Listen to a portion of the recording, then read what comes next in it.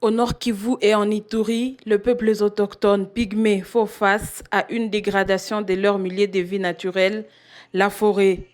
L'Association paysanne pour la réhabilitation et la protection des pygmées, PREPIG, une organisation qui milite pour le droit des communautés locales et peuples autochtones, peint un tableau sombre de la situation de ce peuple.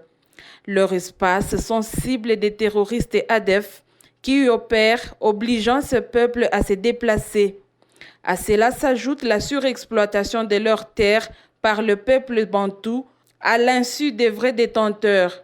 Ils sont sérieusement affectés par la situation de l'insécurité, par le fait que les groupes armés, y compris les terroristes ADF, sont en train de pénétrer les milieux forestiers. Or, les milieux forestiers, c'est là que vivent les peuples autochtones pygmées. La question de l'insécurité foncière, qui est une question épineuse et qui accable les peuples autochtones de la région, et la suite au mauvais comportement et aux accaparements de terres. Le secrétaire exécutif de cette organisation, qui suit de près la situation des déplacés pygmées, explique que ceux-ci vivent grâce aux œuvres caritatives, ce qui ne suffit pas pour leur survie. C'est une situation qui est tellement catastrophique et qui demande beaucoup d'appui.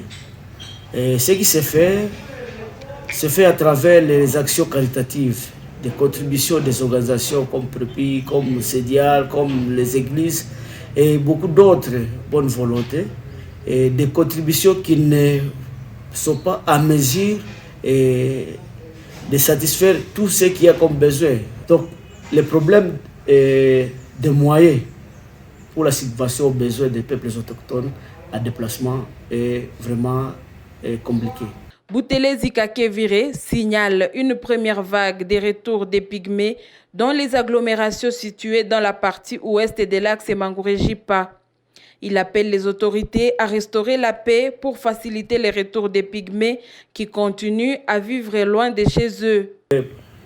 À ce qui concerne notre zone d'intervention, surtout pour la partie nord Kivu, je dirais que la plus grande partie des PA à déplacement sont venus de l'ouest du territoire de Lubero.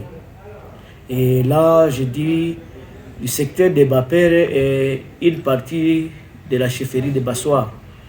Ces groupes qui ont été accueillis à Ville de Butembo, pour certains, il y a une certaine accalmie qui est en train de se noter. Et ça se prouve par un premier mouvement de retour pour quelques ménages, des centaines de ménages à direction du groupement de Bapakombe et un autre à direction du groupement de Mouigné. La Journée internationale des peuples autochtones a été créée afin de sensibiliser le public sur les besoins de cette partie de la population.